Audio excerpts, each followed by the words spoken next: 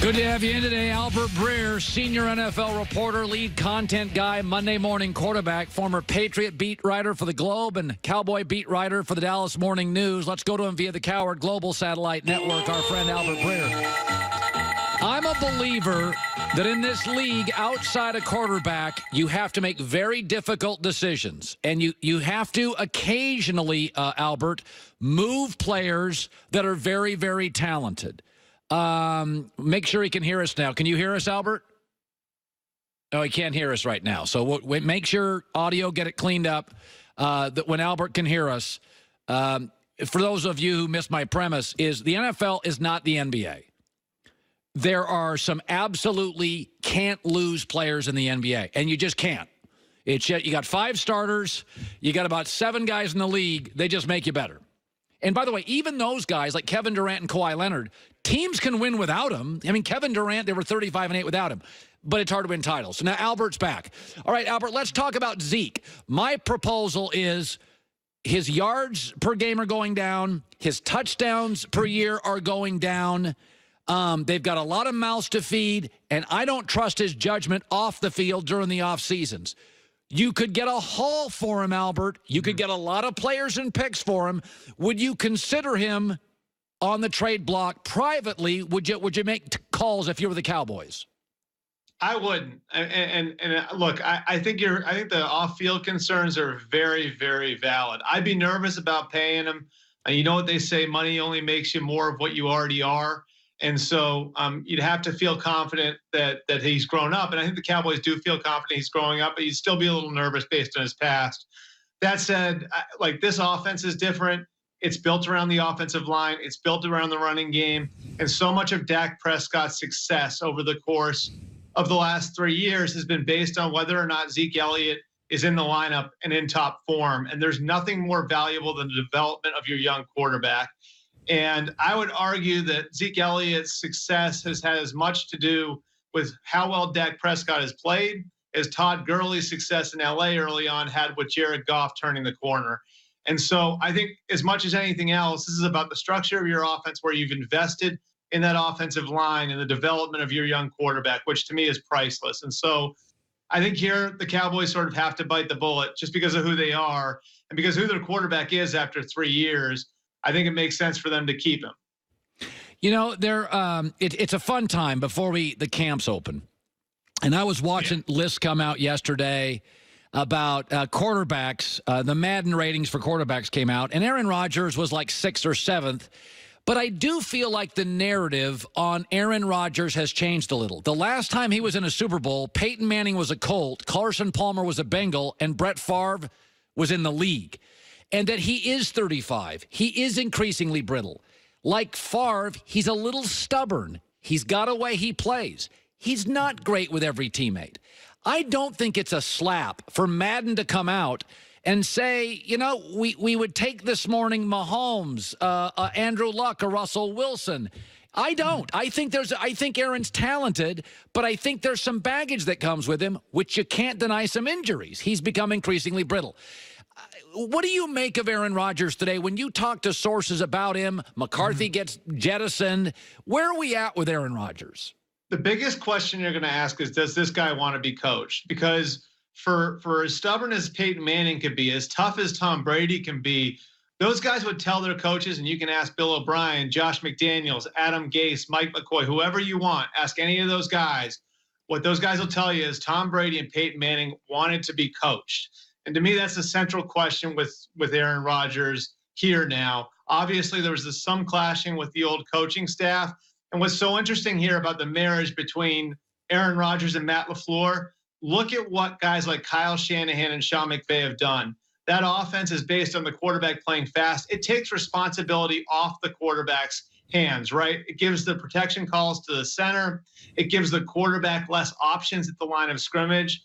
Everything is based on the quarterback just going out there and playing. And we know what a big issue control has been for Aaron Rodgers. So how are they going to marry the two? That's something that I've talked to Matt about. It's something that I've talked to people in that organization about. It's something that I think is going to be a big challenge for them over the course of this first year is how do you marry a system that's based on getting quarterbacks playing fast. And that's why it's been so good for young quarterbacks like Jared Goff. How do you marry that system, that philosophy, with a guy who's always had a ton of control? And so to me, the central question remains, Colin, does Aaron Rodgers want to be coached? And then when you take it to the next level, it's on the coaching staff to figure out a way how to make a system that, again, has been traditionally very easy for quarterbacks to play in. How do you fit it for a quarterback who's so far evolved? I think that's one of the most fascinating stories going into 2019. If Aaron Rodgers wants to be coached, there's no question how great he can be. But that's the central question going into the season. So we cover Zeke and we cover Aaron Rodgers. I want to talk Russell Wilson for a second. He put Seattle, and I don't blame him, but he put him in kind of a pinch. Rumors started surfacing. He'll go to New York, and Seattle had to pay him. And once Seattle had to pay him, do we have Albert's audio? All right. Can Albert hear me? All right. Let's just make sure Albert can hear. Audio guys, make sure he can hear. Can you hear? You're just very low. I can hear you. Okay. Super. All right. Now I got you again. All right. When he has me, I'll talk. I got you again. All right. Here we go. I want to talk about Russell Wilson. The Seahawks had to pay him a fortune this offseason. And you can tell they didn't think it was going to happen this quickly because they then had to turn 4 draft picks into 11. They started, John Snyder started working quickly. We got to get inexpensive. It was a very good job by the front office of Seattle. Here's my question. Do you believe there's a tad bit of resentment in this organization that they kind of got backed into a wall with Russell Wilson a year early, had to ad-lib a lot during the draft to get younger and cheaper? Do you think this is kumbaya in Seattle or not? I think everything's fine in Seattle. I think part of this, of course, is, Russell Wilson looking back at his own history and the way he's negotiated these contracts. And there was a lot of resentment towards Russell Wilson from the previous group of players and guys that are now gone, like Cam Chancellor and yeah, we lost him. You know what? Some days audio is, Albert is always, it seems like, dealing with the audio demons. But he thinks it's okay. We're fine. I want to shift to this. And I think this is something I was going to talk about next hour, but I'll bring it up. I got about 4 minutes. So in the NBA, I had this discussion with a friend of mine named Tim. I wrote a couple books, and Tim Kuhn was the guy I wrote the books with. And we were laughing about this the other day about these NBA owners.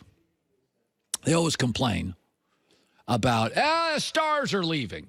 But the franchise worth never goes down, right? So the players may leave, but you bought the thing for $500 million. It's now worth $2 billion. Billionaires getting more billions. I don't lose a lot of pity. But here's the funny thing about this. We've seen Kawhi leave, and we've seen players leave certain cities, and it's often smaller, less glamorous cities. And the player always gets crushed for it, right? Has anybody thought about this? If you didn't have a professional sports team, regardless of what league we're talking about, hockey, NFL, baseball, NBA, if you didn't have it by like 1985, you probably were kind of wedging you in. Did we really need the NBA in Memphis and OKC? Really? Did we really need the NFL in Jacksonville? Really? I mean, mostly we established all the cities in baseball, basketball, football. Now, don't count soccer because that's a league in its infancy. But in hockey, you give me Philadelphia, you give me Pittsburgh, you give me Detroit, you give me St. Louis, you give me the cold weather northern cities. Nobody really needed Phoenix. There was nobody. Hockey in the desert was not a necessity. Nothing against Phoenix. It's worked in Las Vegas for a year. Let's wait and see if Vegas is terrible for a decade. How many people in the desert go inside and watch players skate around ice? But it's a classic example. I'm reading this story today about, by The Athletic, theathletic.com. I'm a subscriber. About how much power Oklahoma City gave Westbrook. He had total power over the organization. We're not practicing today. Nobody can come in before the games and talk to us. We're not going to stay in that city an extra day. Let's fly to another city and practice. And it was the same thing LeBron got in Cleveland. And it's not a coincidence. It's not irony that Oklahoma City and Cleveland, both cities that players don't necessarily want to go to, have to acquiesce to a superstar's needs. Owners keep adding teams because they get expansion fees. It costs you like $800 million. I'm throwing a number out, but I think it's like $800 million to get into hockey. Well, the owners all split that money. But there's no city that really needs the NHL right now. I'll give you an example. Major League Baseball needs fewer teams.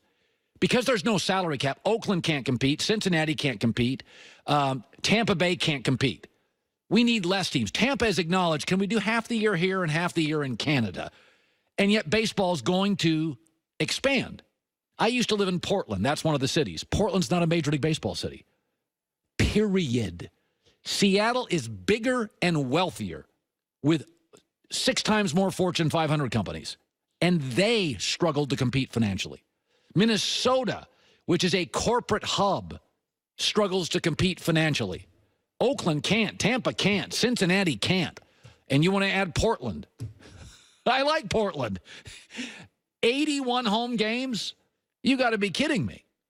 But this is the world we live in. So these owners, they want the expansion free. It's just free money. I mean, they get like a $30 million check. What rich guy doesn't want a $30 million check? So like, yeah. And then you have a Memphis in the NBA. You get a Jacksonville in the NFL.